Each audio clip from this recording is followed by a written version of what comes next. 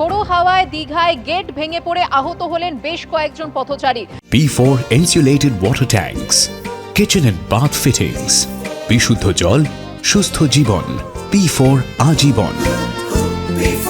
রাস্তা পারাপারের সময় হঠাৎই গেটটি ভেঙে পড়ে। অক্ষয় তৃতীয়াতে দীঘাতে উদ্বোধন হবে জগন্নাথ মন্দির, সেই উপলক্ষে সাজো সাজো রব সৈকত নগরীতে।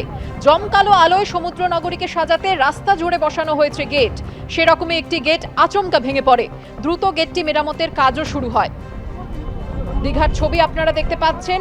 রাস্তা পারাপারের সময় আচমকা গেটটি ভেঙে পড়ে, আহত হয়েছেন বেশ কয়েকজন পথচারী।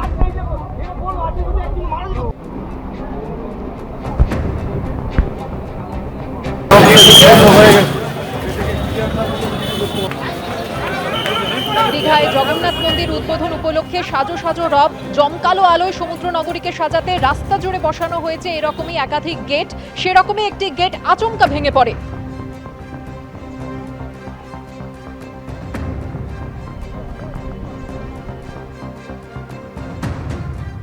মুম্বাইয়ের ইডি দপ্তরে বিধ্বংসী আগুন। যেমনটা জানা যায় যে গুরুত্বপূর্ণ বেশ কিছু নথি পুড়ে ছাই হয়ে গিয়েছে বলে অনুমান করা হচ্ছে, যদিও হতাহতের কোনো খবর নেই।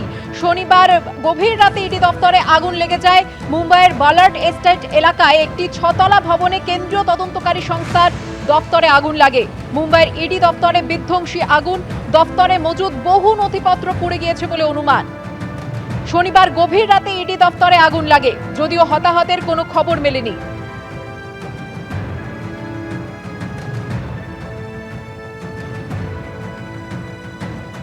ওয়াকফ বিক্ষোভে অশান্ত হয়ে উঠেছিল মুর্শিদাবাদ। জাফরাবাদে বাবা ছেলেকে ঘর থেকে টেনে নিয়ে গিয়ে নৃশংসভাবে খুন করা হয়। সেই ঘটনাতে গ্রেফতার আরও একজন। হাওড়ার ডোমজুর থেকে ফেকারুল শেখ নামে এক ব্যক্তিকে গ্রেফতার করা হয়েছে। আর এ নিয়ে বাবা ছেলের খুনের ঘটনায় গ্রেফতারির সংখ্যা বেড়ে 5। খুনের পর ধুলিয়ান থেকে পালিয়ে যায় ফেকারুল, এমনটাই খবর পুলিশ সূত্রে।